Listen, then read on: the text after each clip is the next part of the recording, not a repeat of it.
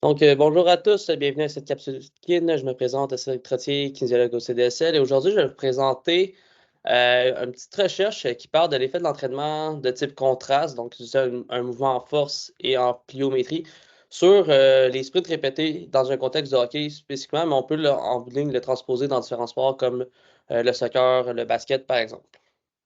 Donc, la recherche que j'ai choisi s'appelle Contrast Training Generates Post-Activation Potentiation and Improves Repeated Sprints Ability in Elite Ice Hockey Players, faite par des chercheurs de l'Université du Québec à Chicoutimi, donc une recherche purement québécoise.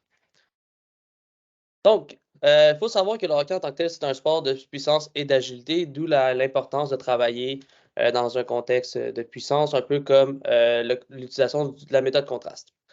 Donc, au fil des années, il y a plusieurs méthodes qui ont été prouvées pour développer la force et la puissance chez les joueurs de hockey. Donc, par exemple, soulever des charges lourdes qui s'approchent du 80-90% du 1RM spécifique à l'athlète, qu'on parle de squat, de deadlift, des fentes, par exemple, sont travaillées de façon unilatérale. Et l'utilisation de la pliométrie pour avoir un meilleur développement au niveau du taux de développement de force, dit RFD en anglais, pour Rate of Force Development. La raison pour laquelle on utilise principalement la pliométrie dans plusieurs sports de puissance, c'est pour avoir une meilleure utilisation du réflexe myotatique au sein des tendons des muscles, générer générer des réflexes nerveux involontaires, mais avoir une meilleure coordination et avoir une meilleure préactivité musculaire avant de travailler en force, par exemple. La potentiation post-activation, dit PAP en anglais pour Post-Activation Potentiation, c'est une méthode qui a été prouvée pour développer rapidement la puissance chez les athlètes. Fait qu'on peut parler au fil de quelques jours slash semaines, on peut avoir une bonne différence au niveau de la puissance. L'augmentation de la force en tant que telle est due en tant que telle à une contraction qui a été faite précédemment, ce qui surexcite le système nerveux central, qui augmente la force contractile avec des lourdes de charge. Là, il y a une question en tant que telle qui se pose en tant que telle avec la recherche, qui est un peu l'hypothèse que les chercheurs ont relevée, c'est est-ce qu'on peut utiliser le PAP avec un bon protocole dans le but de réduire la fatigue pour remplacer ça par un échauffement traditionnel avant une partie, par exemple? La raison qu'ils se sont intéressés à ça, c'est qu'il y a plusieurs recherches précédentes qui ont démontré que l'utilisation de ça ou d'une méthode contraste a des effets neuraux qui peuvent varier entre 6 à 24 heures post-entraînement. Fait qu'ils ont voulu voir si dans un contexte de performance, il y aurait des impacts. La façon qu'ils ont utilisé, c'est dans le fond, ils ont utilisé la méthode contraste que je parlais, qui était utilisée en tant que tel un mouvement de force suivi d'un mouvement pliométrique pour essayer de prouver le point. 6 heures avant de faire une activité de puissance qui était en tant que tel des tests qu'ils faisaient avec les groupes d'athlètes, qui était un saut vertical. Dans la méthode qu'ils ont utilisée, c'est le saut à Balakov, donc c'est un quantum movement job mais avec les bras libres.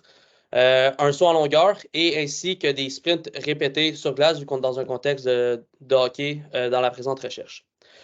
Leur groupe était 41 athlètes qui variaient d'une Jet 3A à des joueurs de la Ligue junior majeure du Québec, qui ont été divisés en deux groupes. Leurs critères étant en tant que tel, c'est que chacun des athlètes devait avoir un minimum d'un an d'entraînement, d'expérience d'entraînement, pardon. Et pour le groupe expérimental, ils ont utilisé, c'est eux qui utilisaient en tête le contrast training pour mesurer l'effet du PAP. Aussi, dans le fond, la façon qu'ils ont séparé les deux groupes, c'est en fonction des résultats des tests, dans le fond, leur journée 1. Ceux qui avaient des meilleurs résultats au niveau du saut vertical et du saut en longueur étaient dans le groupe expérimental et les autres étaient dans le groupe contrôle.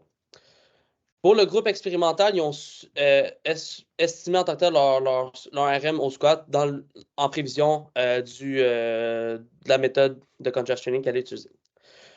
Puis, dans une semaine pour le groupe, en moyenne, il y avait 10 heures de pratique sur glace par semaine et 2 heures de musculation aussi dans la semaine, en plus de leur match qui jouait la plupart du temps la fin de semaine. Au niveau de leur méthodologie, dans le fond, leur recherche s'est basée sur 3 jours. Les groupes ne devaient pas s'entraîner 48 heures avant de faire les tests.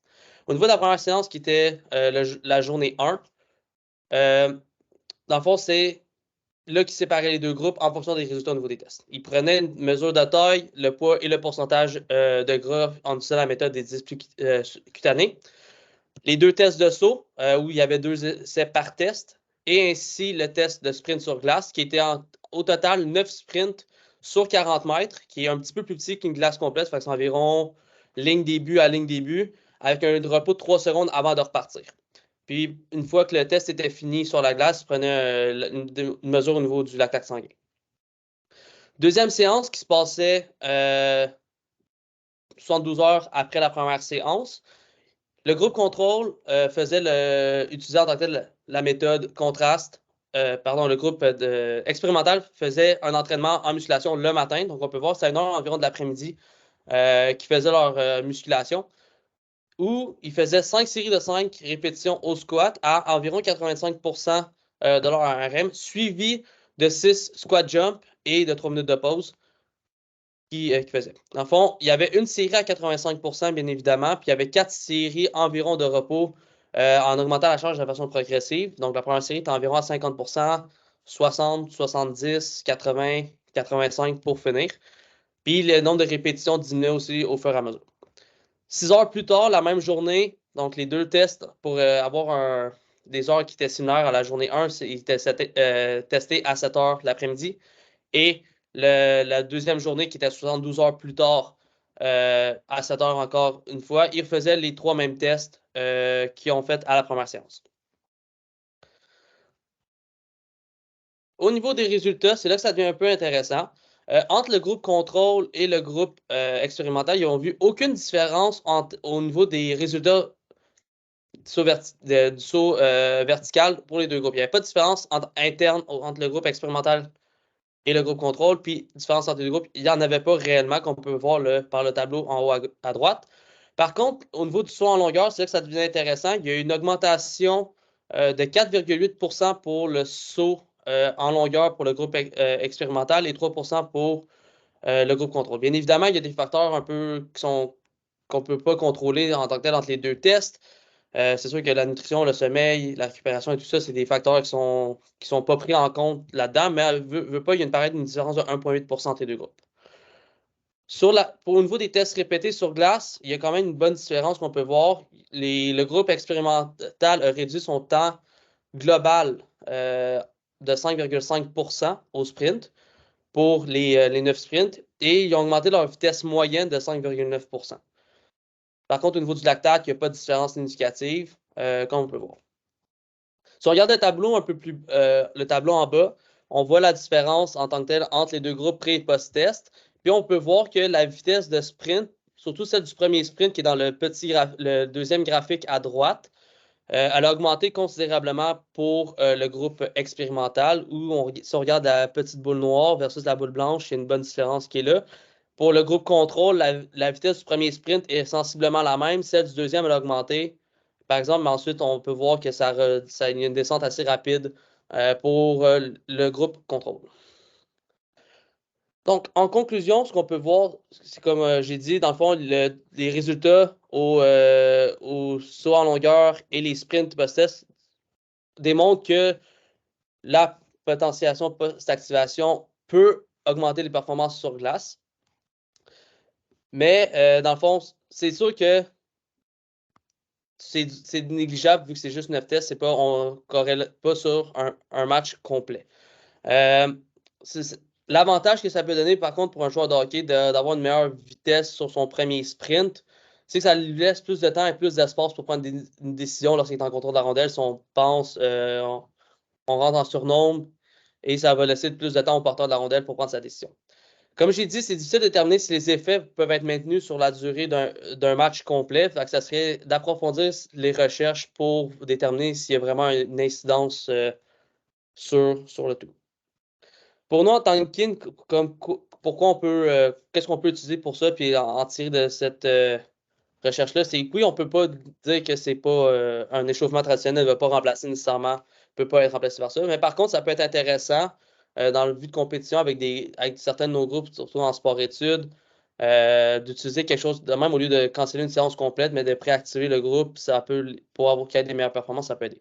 Donc, on peut élaborer des protocoles pré-compétition adaptés à l'athlète ou au groupe en fonction de leur niveau et de leur sport. On peut informer, nous, en tant que tel, les entraîneurs sur l'avantage de tout ça à la place de prendre une séance de repos dans le but de les préparer. On peut pousser les athlètes en tant que tel à sortir de leur zone de confort avec la méthode contraste, au lieu de rester à des méthodologies relativement simples. Pour nos groupes, ça leur permet de les challenger un petit peu.